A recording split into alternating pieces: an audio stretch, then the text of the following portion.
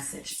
His services are valued at, and this is where you would insert a realistic value for your services, whether it's $2,500 or $4,000 or $5,000 or whatever you value your speaking fee at based on where you are in the industry. So we might say his speaking fee is valued at $3,500, but he's willing to gift 10 organizations who are up to exemplary things with a complimentary speaking event. Your organization has been selected. And so I wanted to call and invite you to redeem the gift that he's given to your organization. Here's how it works. You can book him within the next 8 months. You get up to an hour of speaking plus 20 minutes of Q&A afterwards, and it's all gratis. We simply would need you to let us know within the next 30 days if you want to redeem this gift. May I follow this up with a letter? So easy, right? And it doesn't seem slimy. It feels good. You literally do this pitch everywhere you go with every organization that you choose in your R&D. When I first did it, I did my R&D with the yellow pages. You might remember that because we didn't have Google at the time. I called 21 people. I was able to talk to 10, and I got 4 engagement. It just becomes a numbers game. You simply call on your behalf or have someone else call on your behalf. And you use the same script each time and you tweak it as you go. You may like mine, you may come up with one that's totally different. I'm going to keep it simple so that you can do this. You see, I'm not extraordinary. You don't get to make me extraordinary because then you're letting yourself off the hook. I am simply an ordinary woman who chooses every day to make one more extraordinary decision. That means if you're ordinary, we got something in common. And we can become extraordinary by the decisions that we make together. Here's another extraordinary decision I'll help you make. You notice that I mentioned a letter at the end of the script. You want to have a written letter to follow up. Have that letter already ready to go out so you can literally just hit send when your call is done. Send the letter to the person you spoke to. Keep following this sales process 2 hours a day, 2 days a week, and you'll discover that a wave will come back in over the course of 30, 60, 90 days. Now, if you didn't pick up on it, that wave will be for free speaking engagements. That's okay because you're building your exposure. But listen, there's a way to make your free event a paid event. It all boils down to what you put in your agreement letter. I want you to include 5 agreement points. First, you agree to waive your speaker's fee of X amount of dollars, say $3,500 for this example, and speak for free. In exchange, the organization agrees to do 5 things for you. 1, providing they enjoy the message, they agree to give you a letter of recommendation that they enjoyed their experience of your message. 2, they will allow attendees who are interested to sign a guest list if they want to hear more information and stay connected with you. 3, they'll allow a photographer to take photos of you while you're speaking. And 4, they'll also allow a videographer, which could be one and the same, to take video of you while you're speaking. 5, they'll refer you to anyone else in the industry that they know could use your services without telling them that you spoke for free to their organization, but instead telling them what your standard speaker's fee is. This is all in the follow-up agreement that you send. They have to do all of that for you to speak for free, and it's all very doable. When you start to do these events and get these agreements from the organizations, that's when you get the wave of your fee out there in the world. Because when ABC organization tells XYZ organization that you're amazing and wonderful and that your speaker's fee is $3,500 when they ask, then the fact that you're free doesn't keep moving forward. And this entire process of doing R&D, of making calls, of doing free events and asking for 5 things in return, that's the old school way of building a solid foundation versus sending out a bunch of emails and thinking it's just going to magically happen. I want you to build it solid. It's hard work and it's a heavier lift, but it's more sustainable. It's more long-term, and you're controlling instead of waiting for the opportunity to occur. You're creating the opportunity in your life and in your business.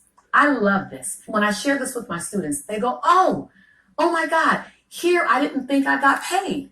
Oh no, you got paid. You got the opportunity to cash in on all of your non-monetary currency. Did you know that there's such a thing as non-monetary currency all around you? Just think about it. You got paid because now you have the opportunity to take photos. Now let's deep dive here for a minute so you can maximize this form of non-monetary currency. The way you get the most from your photo opportunity is by creating a pre-event shot list. You take the time to figure out exactly what you want the photographer to capture. You create a shot list such as, I want shots of me engaging with the audience. Be very specific with this list. You tell your photographer on the shot list that you want pictures over my shoulder while I'm on stage. You specify that you want pictures of when you ask people to raise their hands, or ask them to raise up two hands, or ask them to stand up or to hug, so that photos are showing you engaging with your audience. You ask for pictures of the audience high-fiving, pictures of people laughing, pictures of you. If you're a person of color, then you want to make sure that your brand doesn't get pigeonholed into your culture. You literally say on your shot list that you want pictures of you talking to people outside your culture. I know that sounds crazy, but you got to be very detailed with your shot list and review your shot list with your photographer before the event. Where do you get your photographer from if it's out of state? Craigslist or some other resource. You pay them $150 to $250 and get a local photographer with a real camera. Give them a shot list and you're good to go. By providing your photographer with a very detailed, specific shot list, you know that with every event, you're getting the pictures that you want. You do 4 free events, and you now have 150 plus pictures of you engaging with people of other cultures and of the same culture, and all of a sudden, you now have an album of photos to choose from for your promo reel, for your promo media package. The photographer that you get can also double as a videographer. So one camera should be able to go from camera to video to still shot. If not, they'll have 2 things around their neck, so you can get one person who is your videographer and your photographer for $200 even. Then you give them the video shot list that you want to create. So they'll have a dual shot list. They'll have a video shot list running parallel with the photo shot list. And if you're on stage for 20 minutes or more, they have enough time and enough space to give you everything you need. The videos will also be used to create your sizzle reel or your promo reel. It's that thing that's going to make noise and make sound and engage people in email form. But you first have to create the experience and opportunity to get the shots. That's why the value of these free events exists, because you'll be creating and reviewing your video list and your still shot list before the event. You'll know long before your event exactly which experiences you need to create while you're on stage. So your photographer, videographer can capture those moments. And because you'll be booking free events, you can quickly gather the photos and the videos needed to create a powerful promo reel. The video you gather at your events will become valuable because they'll be what constantly up-levels your brand. I created 6 promo videos before I got my latest one that I'm using right now. And I just keep upgrading because I kept getting new events, and a lot of them were for free. I get events that had a better background or had a greater stage or that had predominantly corporate people or that had predominantly white men. And I want to show that as an African-American woman, I can inspire white men because that made me available to everyone. I was, and still am, very mindful of how to keep my brand broad. You don't make a new sizzle reel or promo reel every month, though. You don't even make a new promo reel every quarter. You make a new one when you've accumulated enough great new content to go, ooh, up level time to the next video. And now all the work is done in the editing room because you've taken care of capturing the moment. We have non-monetary currency in the form of photos and in the form of videos. The third way you can achieve non-monetary currency is by inviting people to join your database. This can take many forms, such as filling out something in the room, an evaluation, asking them to text a message to a certain number, or sending them to a website to get a free gift, or even giving away something free to the entire room. I have put literally 150 new people in a training at an event because I gave them free access to a training if they registered right then at the event where I was speaking. Now, of course, I have to sell 150 tickets so that I can pay for those free people. But now I have 150 new people in my database and on my virtual campus. Those 150 new people for me literally represented about $190,000 of new revenue over the next year.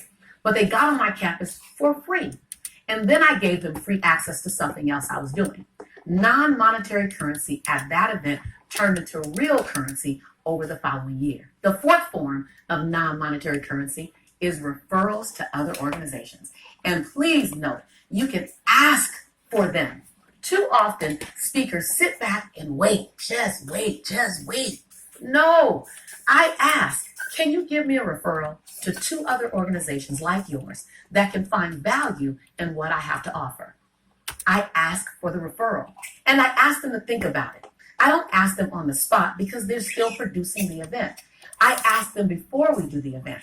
Can we make an appointment to meet on this date after the event? Did you get that? Before I serve them, I ask for my post meeting. I call it a debrief meeting to understand, what did you think about it? How was it? How can I serve you in other ways? And in that debrief meeting, which is somewhere between 2 and 5 days after the event, that's when I would say, may I ask that if you're open to it, would you give me a referral to two other organizations that would find value to the service that I provided for you? I just ask, just like that. Usually what I get is, absolutely. A lot of times I'll get the referrals given to me right there on the spot because I've overserved my client. I made a point to over deliver. Now, mind you, whatever they contract you to do, if you give them just that, you have given them C-level work. Your job is to find out how and what A-level work looks like. That means all you want to do is exceed their expectations. Hashtag blow their mind. When you do that, you set them up to want to refer you. There's no question that this is what separated me from most speakers. I'm not saying anything negative about anyone, but what separated me from most speakers is that I go into a speech to crazy blow your mind. If I give you only what you paid for, or if I give you only what we agreed on, I'm being lazy. My job is to find out how I can give you what you didn't even know you wanted. The last way that you can get paid with non-monetary currency is that you literally can make an offer. Now, we'll talk about this at greater length at another time, but know for now that this offer can be a solid offer, a very clear, solid offer. Or if you can't sell from the stage, you can seed. In the last 5 years, I've made in excess of $500,000 not selling from the stage. That's not selling from the stage, meaning I never sold, but I did seed. So when I share numbers with you and amounts and revenue, I just want you to know it's not to brag. It's just to show you what's possible for you. So we'll show you how to seed and then allow the seed to grow later. So while that's the technique that you'll learn later, just know for now that if you can seed, if you can sell, make a dignified offer, keyword, dignified, that leaves the room feeling like they have an option, not like they've been slimed. I received an email recently that speaks to the importance of making a dignified offer. Let me share it with you. I've been a big fan of yours ever since I saw you speaking, probably 5 years ago. We're in the midst of a long lineup of old aggressive white guys who think the world of themselves, and all the conversations of how to hard sell and manipulate people